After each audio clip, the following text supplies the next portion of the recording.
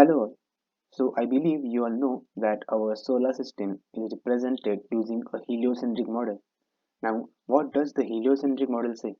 It says that the sun is the center of our solar system while the planets and other bodies such as the dwarf planets, asteroids, etc. are orbiting the sun. Now, there was a time when we used to say that the heliocentric model is not the right way to represent our solar system and it can be represented only using the geocentric model.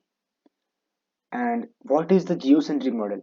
It says that the Earth is the center of our solar system, or as a few people used to say, the universe, and the sun, other planets, the moon, and other stars are orbiting the Earth.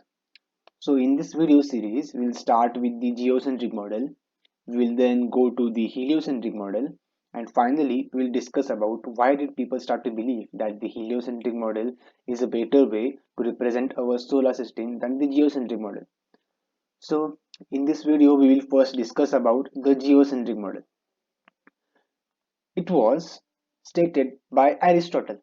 He said that there are four physical elements in the universe, which are earth, water, air, and fire. He said that the earth is center of the universe. He said there are seven wandering stars in our universe, which are the moon, Mercury, Venus, the sun, Mars, and Jupiter. Now, one might ask why Saturn, Uranus, and Neptune are not included in here. For Uranus and Neptune, to observe them, you need the aid of a telescope, a good telescope. Without that, with just naked eyes, you won't be able to observe them. And in case of Saturn, because of its slow motion to this to the night sky, it wasn't yet classified as a planet. By wandering stars, Aristotle meant that those planets or those bodies, uh, in addition to orbiting the Earth, they also had a motion through zodiac. And by zodiac, I mean the space surrounding the Earth. Now, he also had other classification for stars, which were the fixed stars, which were beyond the wandering stars. So these fixed stars didn't have any motion through zodiac. Their only motion was around the Earth. Now, the four physical elements he stated, earth, water, air, and fire, he said that they moved vertically, which depended on their heaviness. And by heaviness, we call it now as gravity. He also said that the celestial bodies are not one of the physical elements, but he classified them as a fifth element, and he called that a quintessence. Now, these celestial bodies, he said that moved in perfect circles, which made daily rotations around the Earth. He envisioned the Earth as the true center of all orbits, which carried heavenly bodies around the Earth in uniform motion.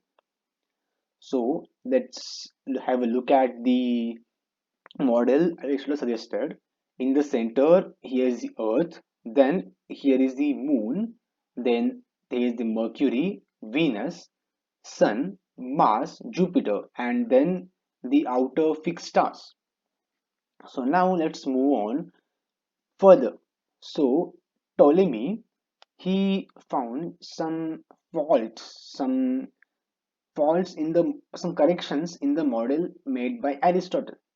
So he made a few corrections in this model and stated his new model in his Almagest. So he added the concept of epicycles around a different in the Aristotle's model. So in that he said that by epicycles and different, he meant that the planets had a movement like a flat heliacal coil around a circle around the Earth. Now, by that, it means that Mars, with orbiting the Earth, it also orbited a center, and the center was orbiting the Earth. So I will show that video in show the video how this works in upcoming videos. So stick with me. Now he added this concept to take care of the retrogrades. He also said that the Earth is not at the center but off center on an eccentric. And he said that the center around which the heavenly bodies move uniformly is called as an equalizing point or an equant. And around that point, all the heavenly bodies moved uniformly. So these were the changes made by Ptolemy, and this was the geocentric model stated in the past. So there were others who followed the model or who suggested many more changes in the model, but these are the two main models I wanted to talk about here. Now, in the next video, I will discuss about mainly about the heliocentric model. So stay with me. Stay tuned. Bye bye.